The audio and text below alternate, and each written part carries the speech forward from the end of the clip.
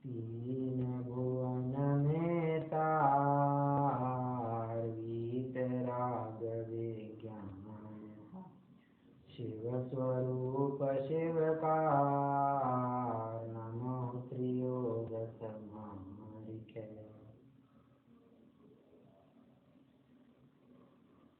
ज्ञानी की परिणति को समझने के पश्चात अभी हम चारित्रवंत के प्रकरण में जुड़ने वाले हैं। वैसे पहले हम एक फ्लो देख लें। पहले तो मिथ्यात्व के बारे में बताया। मिथ्यात्व कहिए, मिथ्यात्व में फिर तीनों गर्भित करना, मिथ्या दर्शन, मिथ्या ज्ञान, मिथ्या चारित्र, इसकी पहली दूसरी ढाल में चर्चा हुई। उसके बाद इनके अभाव स्वरूप जो सर्वप्रथम सम्यक दर्शन प्रकट होता है, सम्यक दर्शन सम्यक ज्ञान प्रकट होता है, उनकी चर्चा हुई। और सम्यक उपाधि की तरफ से विचारे तो पहले सम्यक दर्शन होता है, इसलिए पहले उसकी चर्चा हुई। सम्यक ज्ञान यह बाद में होता है सम्यक उपाधि की तरफ से, तो उसके सम्यक दर्शन के बाद सम्यक ज्ञान की चर्चा हुई। और सम्यक ज्ञान की चर्चा के बाद अभी सम्यक चारित्र की बात कर रहे हैं। तो एक प्रश्न उपस्थित है, इसी फ्लो में क्यों जा रहे हैं? क्योंकि सम्यक दर्शन ज्ञान चारित्राणी मोक्ष मार्ग है। यहाँ पर हमें संसार मार्ग से हटाकर मोक्ष मार्ग में लगाना है, इसलिए इसी क्रम से बढ़े हैं, सम्यक दर्शन, सम्यक ज्ञान और फिर सम्यक चारित्र, बराबर है। तो मोक्ष मार्ग के प्रकरण में यूजुअली इसी फ्लो में चला जाता है। सम्यक दर्शन और सम्यक ज्ञान की महत्ता देखने के पश्चात अभी हम चारित्र की महानता देखने वाले हैं। ज्ञान दर्शन की खूब महिमा देख ली कि मोक्ष महल की प्रथम सीढ़ी या बिन ज्ञान चरित्रा, मतलब दर्शन नहीं है तो मोक्ष मार्ग अभी तक शुरुआत ही नहीं हुआ है। और अनेक अनेक बातें देखी थी। दर्शन कर्णधारम तन मोक्ष मार्गे प्रत्यक्षते, ऐसा आचार्य समर्थ भद्रदेव स्वयं कहते हैं कि सम्यक दर्शन यह मोक्ष मार्ग का खवेटिया है, कैप्टन है, कर्णधार है। वो नहीं है तो फिर ज्ञान चरित्र भी कुछ ही काम के नहीं है, बराबर है। तो जब दर्शन का प्रकरण चला, श्रद्धा के प्रकरण चला, तब हमने श्रद्धा के खूब गीत गाए। जब ज्ञान का प्रकरण चला तब हमने कहा ज्ञान समान न आन जगत में सुख को कारण, और फिर आगे विषय चाह दवदाह जगत जन अरणि दझावे, सास उपायन आन ज्ञान घन घान बुझावे। मतलब ज्ञान के अलावा इस राग रूपी आग को बुझाने में कोई समर्थ नहीं है। तो ज्ञान का प्रकरण चला, ज्ञान की महत्ता बताई, पूरा ज्ञान ही को फोकस किया, ज्ञान ही को हाईलाइट किया, उसे लाइमलाइट में लाया। अब चारित्र का प्रकरण चलेगा तो चारित्र ही चारित्र के गीत गाए जाएंगे। जैसे आपको मैं बताऊं कि ये नियम सार में गाथा ही है, वहां बताते हैं बिना चारित्र का श्रद्धान कोठार में रखे हुए अनाज के समान होता है। क्या कहा? बिना चारित्र का श्रद्धान मतलब चारित्र विहीन श्रद्धान ये कोठार में रखे हुए अनाज के समान होता है। क्या मतलब हुआ जी? कह रहे हैं सिर्फ श्रद्धा हो गई, कुछ बड़ी बात नहीं है, वो तो बस ऐसी बात है कि कोठार में पड़े पड़े अनाज है, उसे बोएंगे नहीं तो फल की प्राप्ति कैसे होगी, या उसे खाएंगे नहीं तो उसके पोषक तत्व मिलेंगे कैसे। ऐसे ही अगर स्टैग्नेंट बने, अब स्टैग्नेंट वर्ड तो नहीं कह सकते, पर ऐसे ही वहां पड़ी रहे तो या तो अपने आप सड़ने लग सकती है, या चूहे आकर खा ले सकते हैं, कुछ भी हो सकता है, मतलब वो नाश को प्राप्त हो सकता है। तो उसको बचाने के लिए क्या करना? या तो सेल्फ कंज्यूम करना, या तो उसको प्रोडक्टिव बनाने के लिए उसको बो देना, सो दैट सीड। हाँ जी, प्रश्न है दीदी? नहीं प्रश्न नहीं है, वो दान भोग नाश। ओके। तो या तो खा ले या तो हम उसको बो दे, जिसको पुनः उसकी प्राप्ति होगी। कहने का तात्पर्य यही है कि जब इन दोनों में से किसी ऑप्शन को लिया जाएगा तो उस अनाज के नाश का प्रसंग नहीं बनेगा। उसी प्रकार अगर हमारे श्रद्धा तथा ज्ञान को और विशुद्ध करना है, मोक्ष मार्ग में और दृढ़ करना है, हमारी श्रद्धा, हमारा ज्ञान एकदम अडिग बना रहे, तो इसके लिए करना क्या? तो कह रहे चारित्र में प्रवृत्ति करना। अभी चारित्र है क्या, तो इसके लिए हम पंडित जी साहब की भाषा में समझेंगे।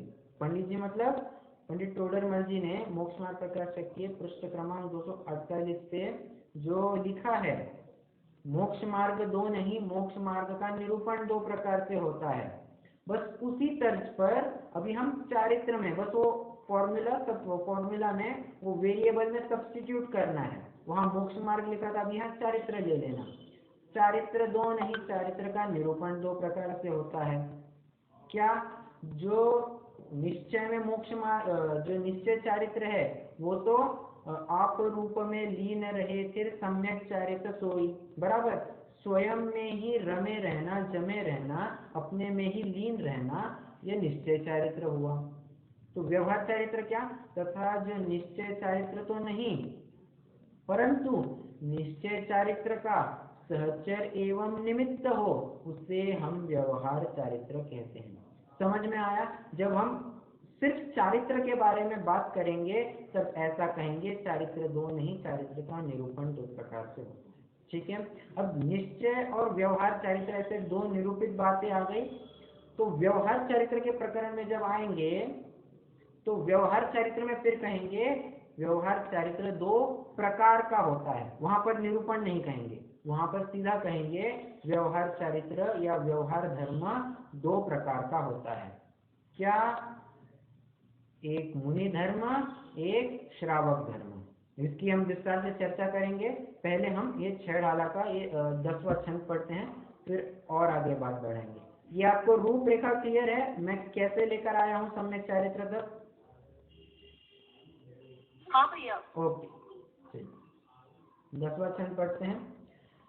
सम्यक ज्ञानी होय बहुरि दृढ़ चारित लीजय, एक देश अरु सकल देश तसु भेद कहीजय, त्रस हिंसा को त्याग वृथा था वर्ण संहार, परवधकार कठोर निंद्य नहीं वय न उचार।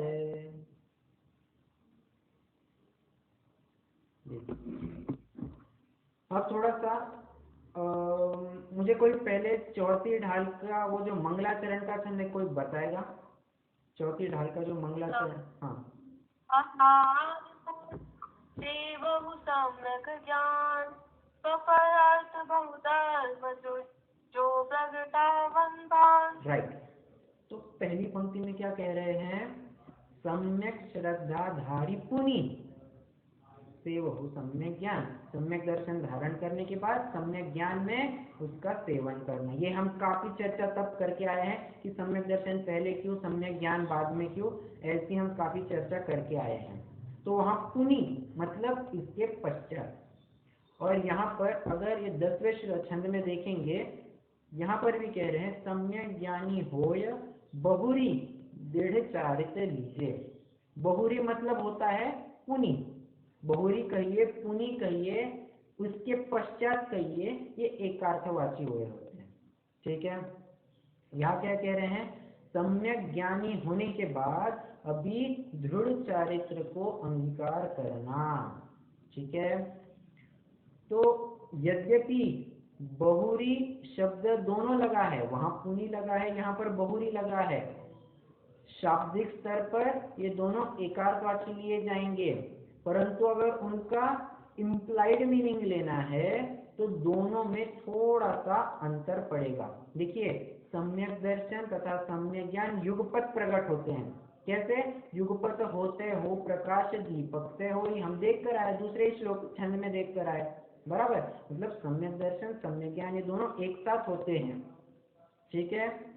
परंतु यहाँ पर बहुरी का अर्थ यहाँ पर समय भेद हो सकता है। हम ये नहीं कह रहा होता ही है, हो सकता है। क्यों?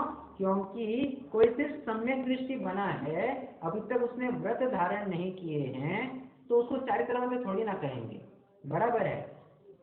चारित्रवंत कहने के लिए उसको कम से कम पाप का एक देश त्याग तो होना चाहिए, तब जाकर हम उसे एक देश चारित्रवंत कहेंगे, बराबर है। अभी तक उसके जीवन में चारित्र ही प्रकट नहीं हुआ है, अविरति बना रहा है। ठीक है, तो मेरा कहने का तात्पर्य यह है, सम्यक दर्शन और सम्यक ज्ञान इनमें समय भेद कदापि नहीं ही हुआ करता है। नोट, पॉइंट नंबर 1 हो गया। पॉइंट नंबर 2, सम्यक दर्शन सम्यक ज्ञान और सम्यक चारित्र इनमें समय भेद हो सकता है, जरूरी नहीं कि होना ही चाहिए। क्यों? क्योंकि किसी ने पहले ही चारित्र धारण किया होगा और उसके पश्चात उसने सम्यक दर्शन प्रकट किया, तो ये तीनों तो एक साथ ही आएंगे। जैसे मैं आपको थोड़ा सा करणानियों के स्तर पर बताऊं, अगर मान लीजिए किसी ने सम्यक तो प्रकट नहीं किया, परंतु उसको बहुत ही भाव हुए कि अपन थोड़ा व्रत अंगीकार करें, इसलिए उसने अनुव्रत धारण किए या महाव्रत धारण किए, जो कुछ भी केस हो। तो अगर उसने पहले ही महाव्रत धारण कर लिए पहले गुणस्थान में रहते हुए और फिर जाकर उसने सम्यक्त्व की प्राप्ति की, तो ऐसे में क्या होगा, वो डायरेक्टली 4th नहीं 5th नहीं 7th गुणस्थान पर, 7वें गुणस्थान पे छलांग लगाएगा। अभी इस केस में सम्यक दर्शन सम्यक ज्ञान सम्यक चारित्र तीनों ही एक साथ प्रकट हुए मिलेंगे। ठीक है, मैं इतना सब कुछ क्यों कह रहा हूं, मैं हर बार समय भेद होना ही चाहिए ऐसी बात नहीं है, इसके लिए मैं यह सब कह रहा हूँ। क्योंकि किसी ने पहले ही चारित्र धारण किया होगा, उसके बाद सम्यक तो प्रकट किया होगा, तो उसके सीधे तीनों ही एक साथ कहेंगे, क्योंकि वो 5वें गुणस्थान या 7वें गुणस्थान में जाएगा एज द केस में भी, तो उसके तो तीनों एक साथ कहेंगे, बराबर है।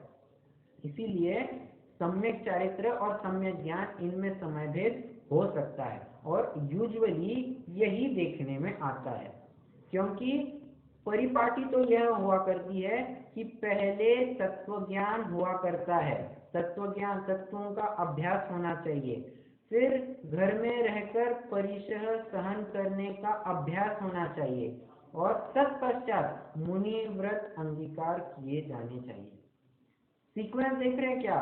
पहले तत्वों का ज्ञान करना, सही क्या गलत क्या, प्रयोजनभूत अप्रयोजनभूत, मैं कौन पर कौन, ऐसा भेद विज्ञान करना, ये पहले गुणस्थान में होता है। उसके बाद सम्यक दर्शन सम्यक ज्ञान चारित्र, सम्यक दर्शन और सम्यक ज्ञान प्रकट होता है। सम्यक दर्शन सम्यक ज्ञान प्रकट करने के बाद फिर चारित्र को अंगीकार किया जाता है। ये तो बाय चांस किसी ने पहले ही चारित्र धारण कर लिया, उसके बाद उसे सम्यक तो प्रकट हो गया, तो ये तो एकदम रेयर केस है। Once in a blue moon हमें कहीं दिखाई दे, 10,000 लोगों में एक व्यक्ति को ऐसा हो सकता है, इसलिए ये अपवादात्मक केस है। नेचुरल सीक्वेंस क्या चाहिए? पहले सम्यक दर्शन सम्यक ज्ञान प्रकट हो, उसके बाद चारित्र को अंगीकार करना चाहिए। ठीक है, to cut the long story short, मैं इतना ही कहना चाहता हूं, पहले घर में रहकर तत्वों का अभ्यास होता है। मैं फिर से रिपीट कर रहा हूँ, थोड़ा गौर कीजिए। पहले घर में रहकर तत्वों का अभ्यास होता है, मतलब भेद विज्ञान की प्रक्रिया होती है। उसके बाद सम्यक दर्शन सम्यक ज्ञान प्रकट किया जाता है, पॉइंट नंबर 2।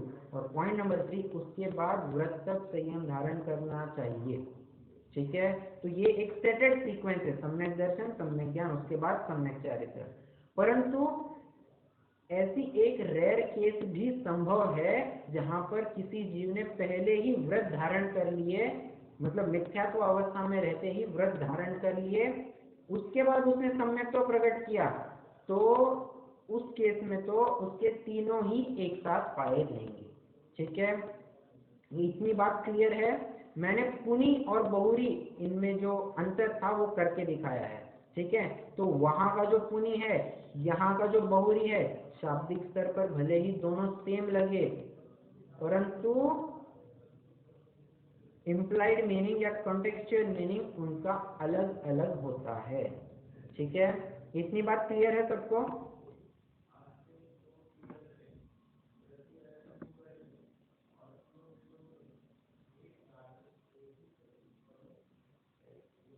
ठीक, और तो आ रही है ना मेरी? नहीं तो आ रही है। ओके,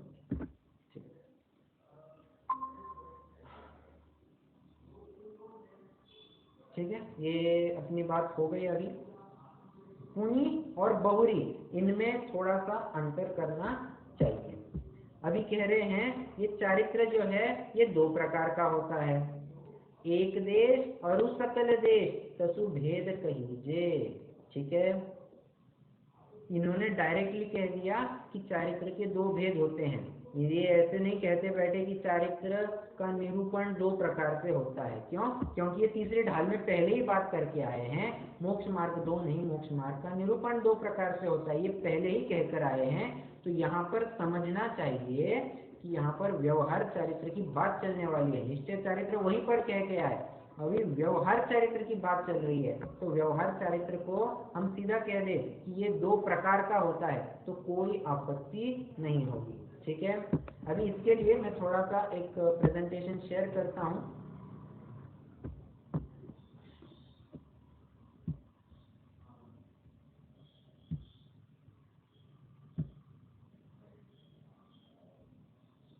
स्क्रीन दिख रही है? हाँ भैया।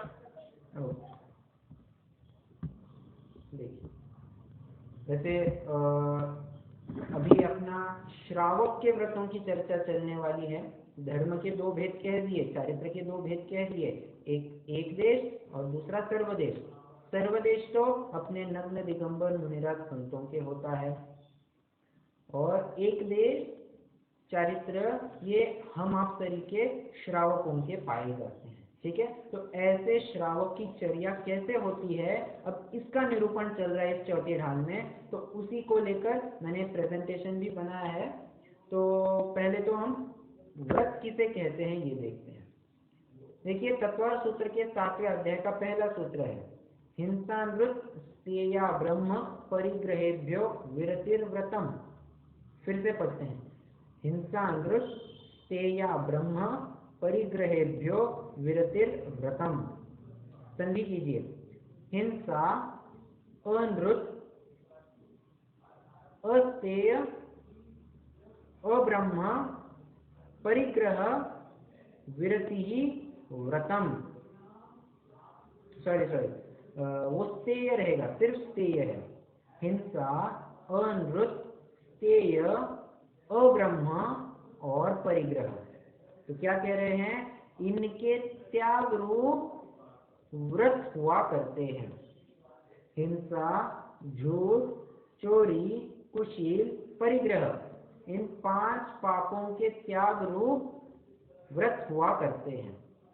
तो व्रत सिर्फ इतना कह दिया है उन्होंने, इन 5 पापों से निवृत्ति वो व्रत होते हैं। फिर आगे जाकर ये एक्सप्लेन करेंगे कि वो निवृत्ति आंशिक भी हो सकती है और सर्वदेश भी हो सकती है। क्या कहा, देखिए उन्होंने एक बेसलाइन, एक बेंचमार्क खड़ा कर दिया, बेंचमार्क कहने की अपेक्षा एक स्टेटमेंट कर दिया, 5 पापों का त्याग उसे व्रत कहते हैं। ठीक है, आगे जाकर एक्सप्लेन करेंगे कि उस त्याग के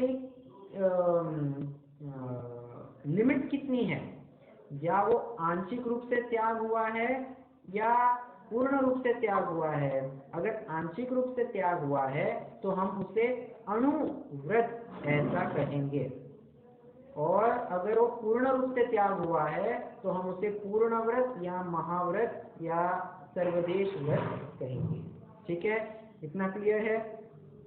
अब बात ये आती है कि व्रत 5 ही क्यों होते हैं, क्योंकि सीधी सी बात है, पाप 5 होते हैं, उनके विरक्ति रूप व्रत भी 5 ही हुआ करते हैं। ठीक है, तो ये सिंपल सा लॉजिक है। व्रत 5 क्यों, क्योंकि पाप भी 5 हुआ करते हैं। ओके, आगे देखिए, ये व्रत 2 नहीं, व्रत का निरूपण 2 प्रकार से होता है। ये भी हम देख चुके हैं कि निश्चय व्रत तो वो है जहाँ राग द्वेष आदि विकल्पों से रहित होना होता है। राग द्वेष आदि विकल्प मतलब यथा योग्य कषाय चौकड़ियों के अभाव पूर्वक प्रकट हुई आत्मिक विशुद्धि, वो निश्चय व्रत है। और व्यवहार व्रत जो प्रतिज्ञाबद्ध होकर व्रत विरति पापों से निवृत्ति की जाती है वो व्यवहार व्रत कहलाते हैं। ठीक है, ये भी समझना। आगे व्रत के 2 प्रकार कह रहे हैं। देश सर्वतोणो महति, तत्व सूत्र के 7वें अध्याय का दूसरा सूत्र। व्रत 2 प्रकार के होते हैं, अणुव्रत और महाव्रत। देखिए पहले सूत्र का थोड़ा अर्थ कीजिए। देश सर्वतो अणु महति, रिस्पेक्टिवली लगा लेना। देश अणु सर्व महति। देश व्रत को अणुव्रत कहते हैं। जहाँ पर विरक्ति एक देश रूप से होती है उसे अणुव्रत कहते हैं। जहाँ पर निवृत्ति या त्याग सर्वदेश होता है उसे महति या महाव्रत कहते हैं। ठीक है, तो वही बात नीचे मैंने चार्ट में भी बताई है। ओके, इसमें मुझे नहीं लगता है शायद किसी को ज़्यादा एक्सप्लेनेशन की ज़रूरत है, ज़्यादा फोकस इसलिए नहीं कर रहा हूँ। देखिए चरणानुयोग की अपेक्षा से 2 धर्म होते हैं, एक मुनि धर्म होता है, एक श्रावक धर्म होता है। मुनि धर्म को ही यूजुअली श्रमण धर्म कहा जाता है और श्रावक धर्म को गृहस्थ धर्म इस संज्ञा से पहचाना जाता है, जाना जाता है। ओके, आगे अभी अणुव्रत की चर्चा चालू हो रही है। अणुव्रत देखिए, अभी अणुव्रत में भी समझना है। हम जब सिर्फ चारित्र की बात करके आए थे, वहां पर तो ये कहा था कि चारित्र 2 नहीं, चारित्र का निरूपण 2 प्रकार से होता है। ठीक है, निश्चय और व्यवहार ऐसे निरूपित 2 तत्व आ गए। तत्व कहने की अपेक्षा 2 बातें आ गई।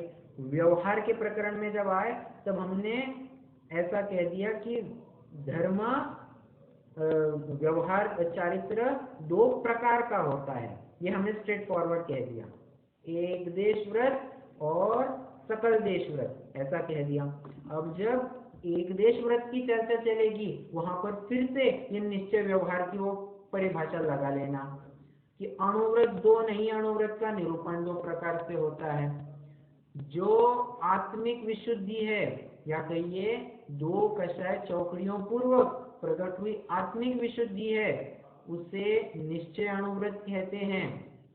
और व्यवहार अणुव्रत वो होता है जो इसके सहचर रूप, निमित्त रूप, जो प्रत्याख्यान और संज्वलन इत्यादि के उदय निमित्त जो शुभराग प्रवर्तता है, जो क्रियाएं देखने को मिलती है, उसे व्यवहार अणुव्रत कहते हैं। ठीक है, फिर से एक बार बताऊं, चारित्र में वो निरूपण वाले डेफिनेशन लगाना। जब व्यवहार में आएंगे तो सीधा कहना कि इसके 2 भेद होते हैं, और जब 2 भेदों की इंडिविजुअली चर्चा करेंगे तो वहां फिर से ये निरूपण 2 प्रकार से होता है, ऐसा लगा लेना। ओके, बात क्लियर है सबको?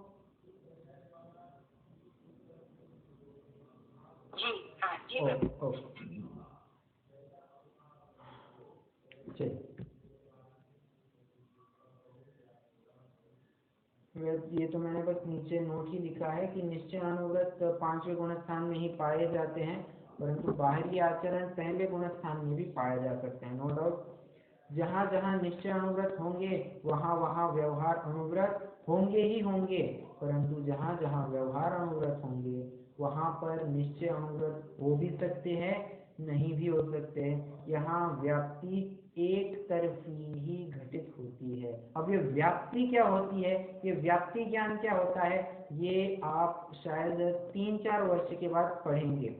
जब अपना कोर्स आगे आगे बढ़ेगा तब हम परीक्षा मुक्त सूत्र में जब पढ़ेंगे या कहिए तत्व सूत्र में जब पढ़ेंगे तब वहां पर व्याप्ति ज्ञान की खुलकर चर्चा आने वाली है। तो अभी व्याप्ति ज्ञान का हम ज्यादा विस्तार नहीं देंगे, बस समझना कि व्याप्ति मतलब एक रिलेशन बिठाते हैं हम। मैं एकदम ही सिंपल लेमैन्स लैंग्वेज में कह रहा हूँ, एक प्रकार का हम रिलेशन इस्टेब्लिश करते हैं।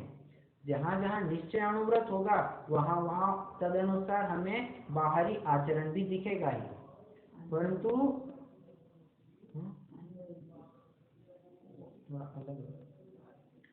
जहाँ जहाँ व्यवहार अणुव्रत होगा बाहरी क्रियाएं दिखेगी, जरूरी नहीं है कि उसके अंतरंग में वो निश्चय अणुव्रत भी प्रकट हुए होंगे। ठीक है, ये व्याप्ति ज्ञान हुआ करता है। ठीक है, चलिए अभी पंचम गुणस्थान वर्ती के ही अन्य अन्य नाम बता रहे हैं। आप उसे देश संयम कहिए, संयमा संयम कहिए, देश विरत कहिए, विरता विरत कहिए, और क्या अणुव्रति कहिए, ये सभी एकार्थवाची लिए जाते हैं। हाँ, अभी ये एक समझने का पॉइंट है। देखिए वास्तव में जो पंचम गुणस्थान होता है उसके 11 स्तर हुआ करते हैं। अब आप तो कहेंगे कि हम तो ज्ञानी श्रावक के 12 व्रत पढ़ रहे हैं, आप 11 स्तर कैसे कह रहे हो? तो वे 11 स्तर, ये 12 व्रत थोड़ा सा अलग है। अलग कहने की अपेक्षा अभी कैसे वो बात जमेगी ये मैं आपको बताऊंगा। पंचम गुणस्थान के वास्तव में 11 स्तर हुआ करते हैं, जिसे हम प्रतिमा नाम से जानते हैं। दर्शन प्रतिमा, व्रत प्रतिमा, सामयिक प्रतिमा, प्रोषदोपवास प्रतिमा, सचित्त त्याग प्रतिमा, दिवा मैथुन त्याग अथवा रात्रि भुक्ति विरति प्रतिमा, ब्रह्मचर्य प्रतिमा, आरंभ त्याग प्रतिमा, परिग्रह परिमाण व्रत प्रतिमा या परिग्रह त्याग प्रतिमा कहिए, अनुमति त्याग प्रतिमा और उद्दिष्ट त्याग प्रतिमा। ऐसे 11 स्तर इस पंचम गुणस्थान के हुआ करते हैं। जैसे हम कहते हैं ना first standard, second standard, third standard, तो उसी प्रकार यह पंचम गुणस्थान में भी समझना। ये दर्शन प्रतिमा पहली प्रतिमा, उसके अगली व्रत प्रतिमा, फिर सामयिक, ये ऐसे ऐसे आगे बढ़ते जाते हैं। तो इन 11 प्रतिमाओं में से जो दूसरी व्रत प्रतिमा है, उस व्रत प्रतिमा के 12 भेद हुआ करते हैं, जिससे हम ज्ञानी श्रावक के 12 व्रत कहते हैं ना, वो इस व्रत प्रतिमा के अंतर्गत आते हैं। ठीक है, क्या कहा? कोई रिपीट करेगा? पूरी बात, पूरी बात।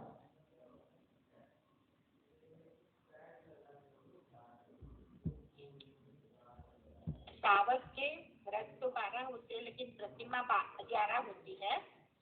तो इसके अंदर जो दूसरी व्रत नाम की जो प्रतिमा है, उसके अंदर वो 12 अणुव्रत को धारण करता है, 5 अणु। राइट। तो 12 जो व्रत होते हैं, उन 12 व्रतों के या कहिए उस व्रत प्रतिमा के अंतर्गत 12 व्रतों का निरूपण आता है। ठीक है, अब वे 12 व्रत होते क्या है, उनके भेद प्रभेद क्या है, तो अब पहले हम भेद प्रभेद जानेंगे। ओके, उनके भेद प्रभेद जानेंगे। अलग अलग आचार्यों ने अपने 12 व्रतों में क्या क्या विवक्षाएं रखी है, इनको भी जानेंगे, क्योंकि ये विवक्षाएं जानना बहुत इम्पोर्टेंट है।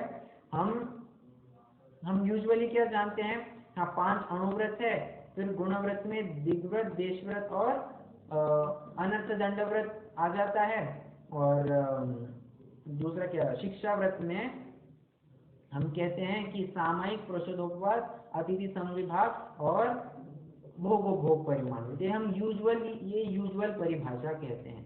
परंतु अलग अलग आचार्यों की विवक्षाएं देखेंगे तो उन्होंने इंटरचेंज किया है, कहीं कुछ हटा दिया है, कुछ नया जोड़ दिया है, तो ऐसा सब कुछ समझना चाहिए। ठीक है, तो वे अलग अलग 12 व्रत अलग अलग प्रकार से कैसे बताए जाते हैं, उनको थोड़ा समझते हैं।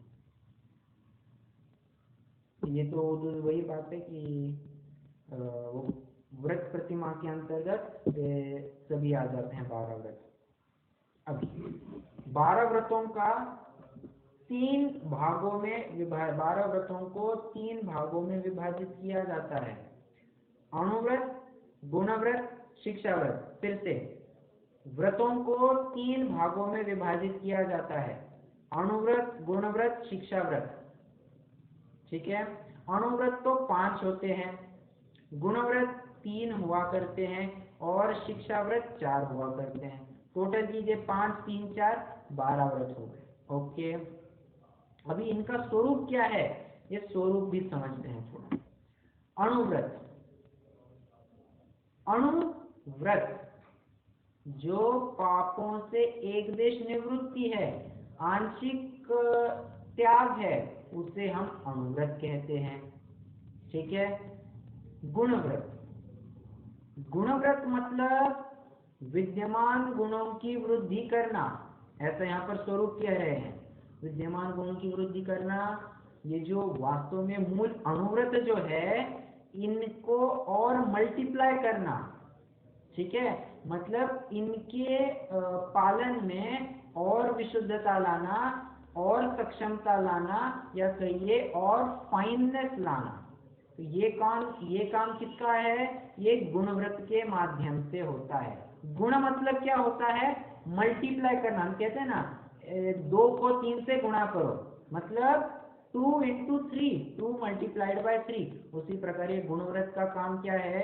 जो मूल में अणुव्रत है उन अणुव्रतों को और मल्टीप्लाई करना। मल्टीप्लाई करना मतलब 5 के 10 अणुव्रत करना, 10 के 15 अणुव्रत करना, ऐसा नहीं। वो अणुव्रत का जो पालन है, उनकी विशुद्धि कहिए, या उनमें जो सूक्ष्मता है, फाइननेस है, उसमें वो फाइननेस और लाना, ठीक है। पुरुषार्थ आगे बढ़ाना कह सकते हैं, कोई बात नहीं। गुणव्रत की बात हो गई। शिक्षाव्रत, शिक्षाव्रत मतलब, शिक्षा मतलब होता क्या है? ट्रेनिंग। ये मुनि आचरण की ट्रेनिंग कराने के लिए निमित्त भूत है। देखिए अब ये श्रावक है, श्रावक के बाद ये अवश्य, अब देखिए घर में रह रहा है परंतु इसकी दृष्टि बराबर वन की तरफ है, सिर्फ पुरुषार्थ नहीं बन रहा है, अल्प पुरुषार्थी है। अभी हम उसे अल्प पुरुषार्थी के लिए देखिए, फिर भी भाषा में ये आ गया है कि उसका इतना पुरुषार्थ नहीं हो पा रहा है, इसलिए घर में ही रहकर वो अभ्यास कर रहा है। तो किसका? मुनि बनने का अभ्यास कर रहा है। और ये अभ्यास की प्रक्रिया किसके माध्यम से होगी? शिक्षाव्रत के माध्यम से होगी। तो चलिए मैं अभी स्क्रीन शेयर करना रुका लेता हूँ और आपसे पूछता हूँ, जो विद्यमान गुणों को और मल्टीप्लाई कराए उसे क्या कहते हैं? गुणव्रत कहते हैं। जो मुनि आचरण की ट्रेनिंग कराए उसे क्या कहते हैं? शीलव्रत कहते हैं या शिक्षाव्रत कहते हैं? शिक्षाव्रत। राइट, शिक्षाव्रत कहते हैं। तो मैंने दूसरा शीलव्रत ये शब्द क्यों यूज किया? क्योंकि गुणव्रत और शिक्षाव्रत इनको कलेक्टिवली शीलव्रत ऐसा बताया जाता है, ठीक है। क्या कहा? गुणव्रत प्लस शिक्षाव्रत इज इक्वल टू शीलव्रत, ठीक है। वैसे शीलव्रत ऐसा क्यों कहा जाता है?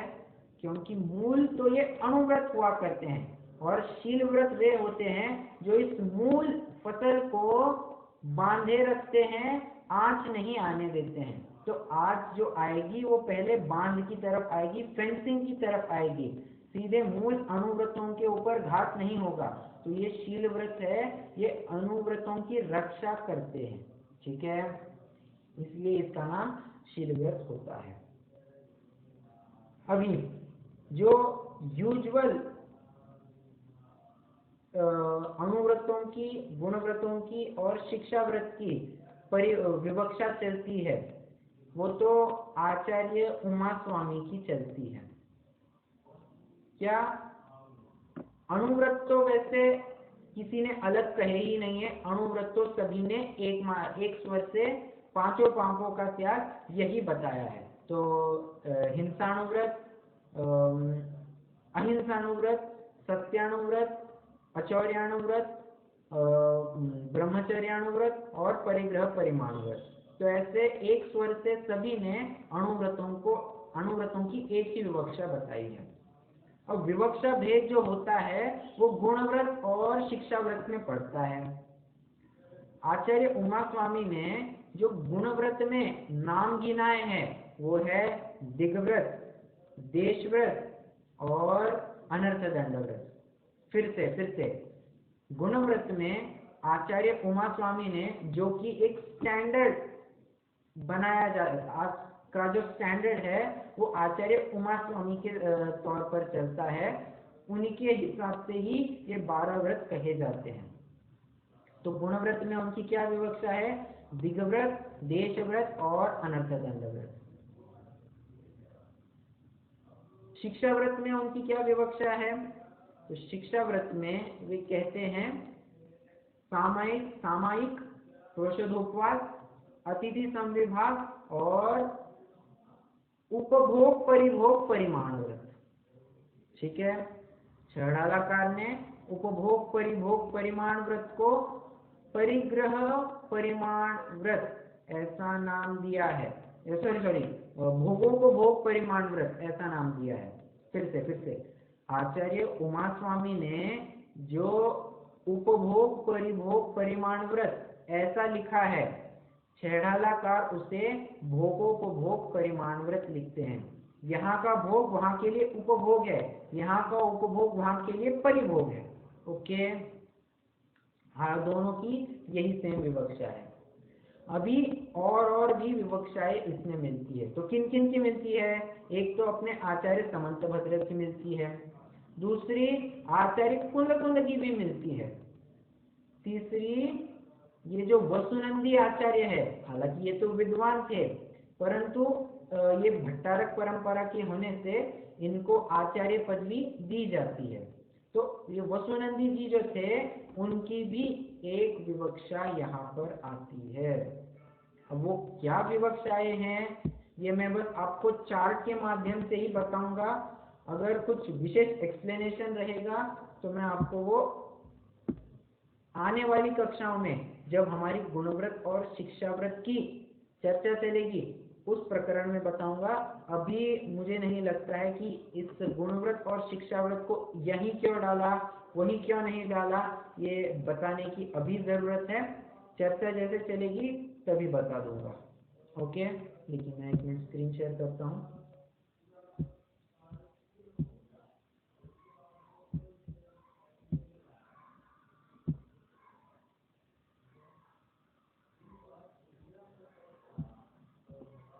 स्क्रीन दिख रही है? हाँ भैया। ओके, तो बस आप यहाँ देख सकते हैं कि जिनागम में आईशील व्रतों संबंधी विवक्षाएं जो है वे यहाँ पर मैंने गिनाई है। आचार्य उमा स्वामी की, आचार्य समंतभद्र की, आचार्य कुंद की और वसुनंदी जी की जो भी विवक्षाएं आई है वे विवक्षाएं यहाँ पर मैंने लिखी हुई है। तो आप बस चाहे तो नोट कर लीजिए या स्क्रीनशॉट निकाल कर लीजिए, नहीं तो मैं एक काम करता हूँ ये पीपीटी ही आपके साथ शेयर कर दूंगा तो आप फिर वहीं से नोट कर लीजिए, अलग से कुछ करने की जरूरत नहीं होगी। ओके,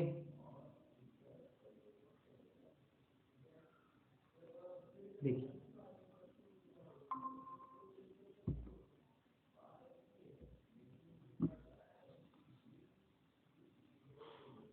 ठीक है।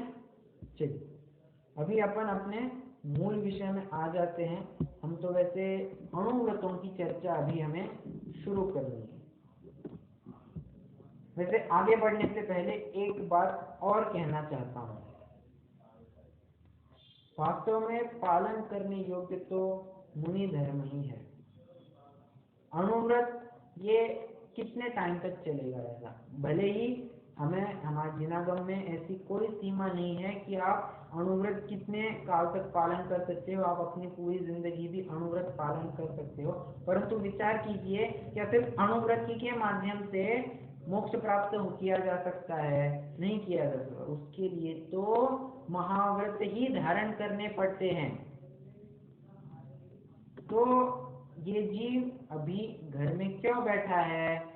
क्योंकि अभी इसका इतना पुरुषार्थ नहीं हो पा रहा है कि सीधा जाकर नग्न दिगंबर अवस्था धारण कर लेवे, पीछी कमंडल ले लेवे और शुद्ध उपयोग करना चालू कर दे।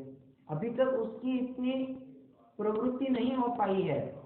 अभी भी उसे थोड़ा राग है, मैं ये मेरी पारिवारिक जिम्मेदारियां है, मैं इनको संभालूं। अभी वृद्ध माता पिताजी है, मैं उनकी समाधि साधूं या अभी अन्य जितने भी रिस्पॉन्सिबिलिटीज है उनका निर्वाह करूं, ये अभी उसको राग हो रहा है। और वो नहीं जानता है कि वो ये जानता है कि हमें तो मुनि व्रत की धारण करना चाहिए, परंतु पुरुषार्थ नहीं हो पा रहा है, इसलिए घर में ही रहकर वो अनुव्रतों का या व्रतों के पालन का अभ्यास कर रहा है। ठीक है, इसमें एक बात समझना कि कोई श्रावक या कोई उत्साहित जीव अगर मुनिराज के पास जाकर पूछता है कि हे भंते, इस संसार मार्ग से छूटने का क्या उपाय है, मुनिराज कहते हैं वत्स, भव्य तुम्हारी होनहार है, इसलिए तुम यहाँ आए हो, तुम तो चारित्र को अंगीकार करो। उन्होंने सीधा कह दिया तुम चारित्र को अंगीकार कर लो। तो आगे वे ही कहते हैं एक काम कर लो, तुम अनुव्रत धारण कर लो। क्या कहा, मुनिराज ने श्रावक को कह दिया या उस गृहस्थ को कह दिया कि तुम तुम अनुव्रत धारण कर लो। तो आचार्य अमृतचंद्र देव ऐसे मुनिराजों को खूब ताड़ना देते हैं।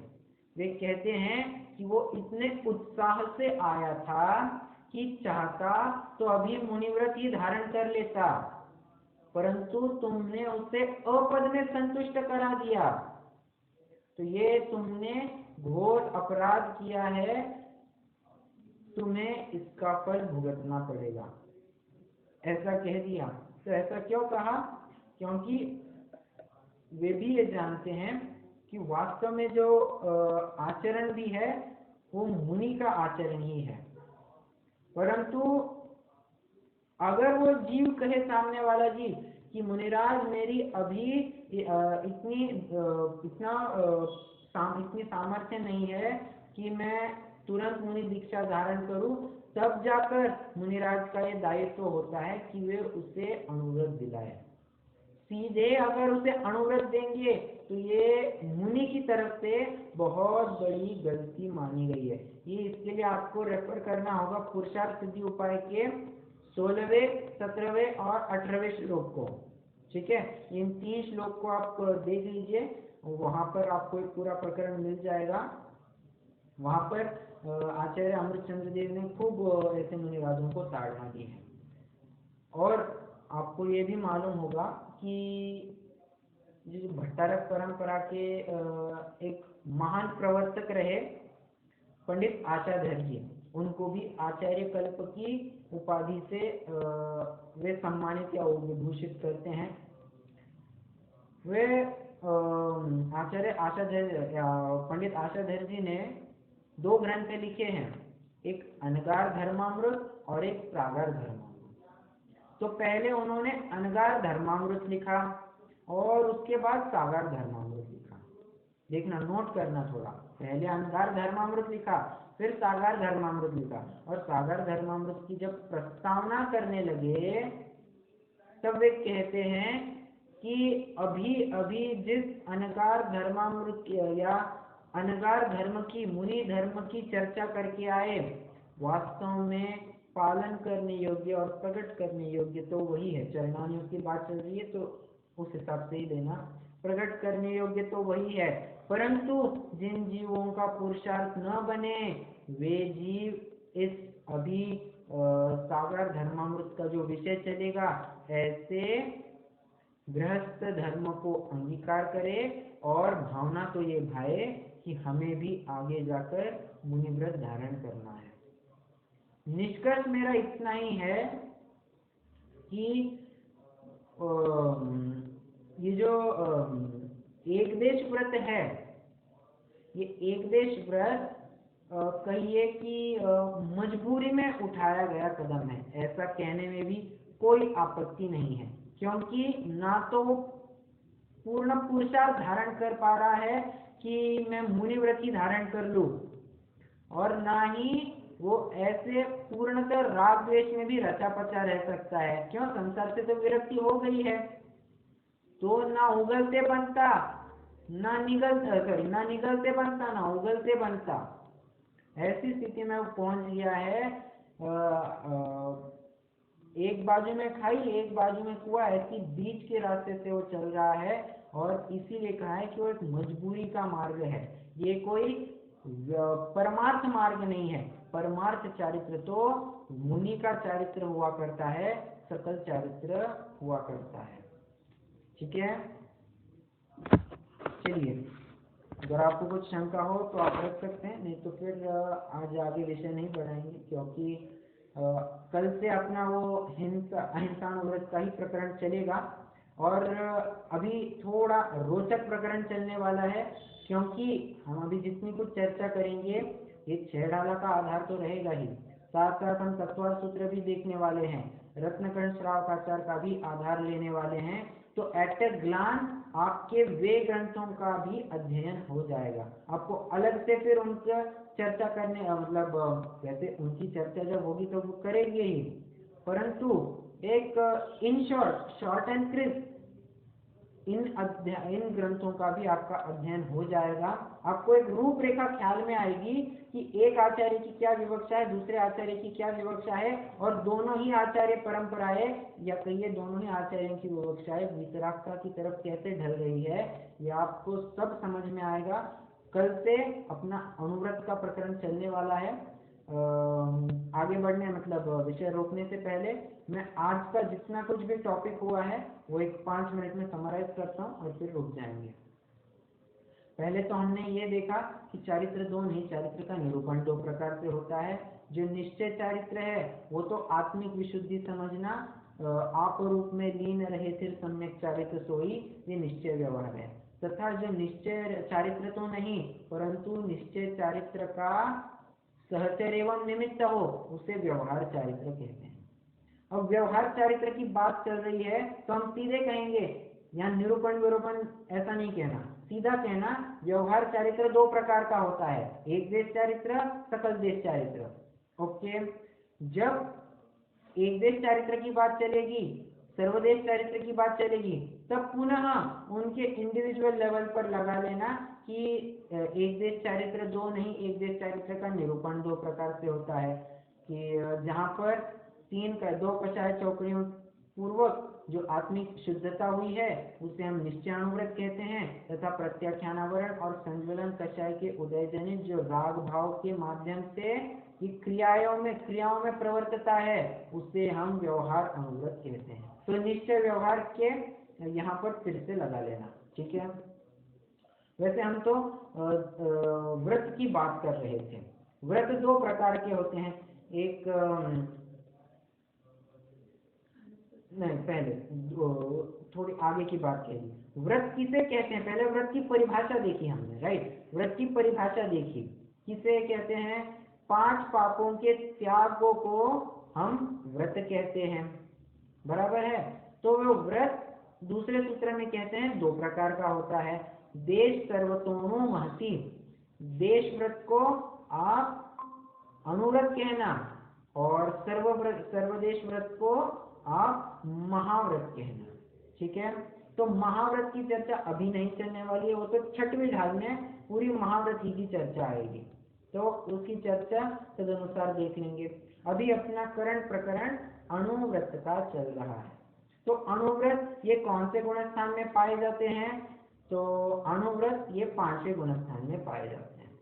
5वें गुणस्थान के 11 स्तर हुआ करते हैं जिसे हम प्रतिमा नाम से जानते हैं। तो उन 11 प्रतिमाओं में से जो दूसरी व्रत प्रतिमा है, उस व्रत प्रतिमा के अंतर्गत जो ज्ञानी श्रावक के 12 व्रत कहते हैं, वो 12 व्रत इस व्रत प्रतिमा के अंतर्गत आते हैं।